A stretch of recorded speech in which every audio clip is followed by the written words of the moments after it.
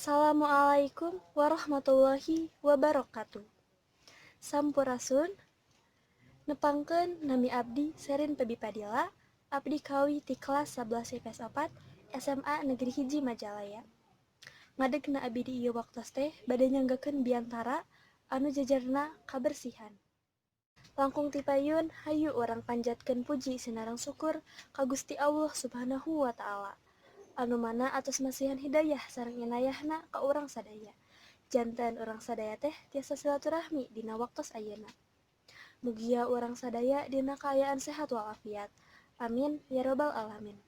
Teu hilap shalawat sinareng salam urang limpah curahkeun ka Kanjeng Nabi Muhammad sallallahu alaihi wasallam. Pamirsa sadaya anu dipika hormat, dina mangsa ayeuna teh kabersihan jadi hal anu paling penting pisan. Komo deui ayeuna urang teh nuju dipasihan cocoba ku Gusti Allah, nyaeta wabah virus corona atawa COVID-19.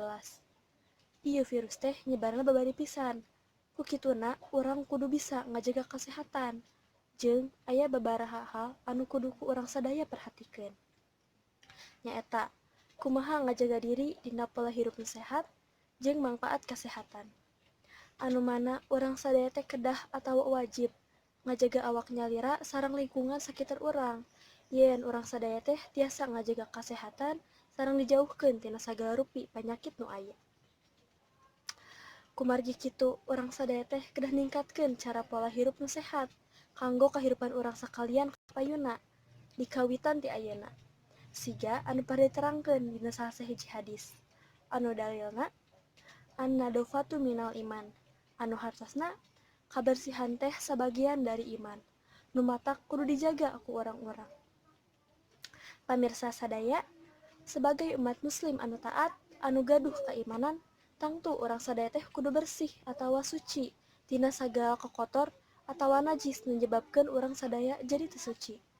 Kusabab Gusti Allah mah resepna ka hamba nu marhatikeun jeung ngajaga kabersihan. Bersih eta teh kaasup raga urang, diri urang sareng lingkungan sekitar urang. Tapi kabersihan teh rupina macam-macam. Aya nu disebut bersih hate, bersih jiwa, bersih raga, sareng bersih rohani. Tah urang teh jadi jalma kudu kaasup kana bersih sadayana. Kusabab ari ngan bersih raga tapi hatena teu bersih mah nya percuma.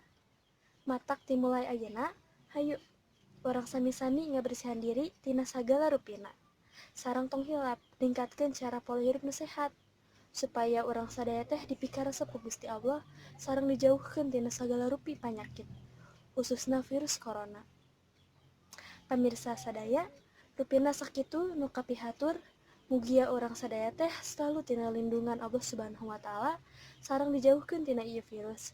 Amin ya robbal alamin. Hapunten tina sagala rupina sareng kakiranganna, bilih aya carita nu teu ngeunah didangu, bilih aya cariosan nu teu merenah dina manah, nenda dihapunten. Da kasayan eta datangna ti Gusti Allah, sareng kasalahan eta ti simkuring pribadi. Stay safe and stay healthy. Hatur nuhun, billahi taufik wal hidayah. Wassalamualaikum warahmatullahi wabarakatuh.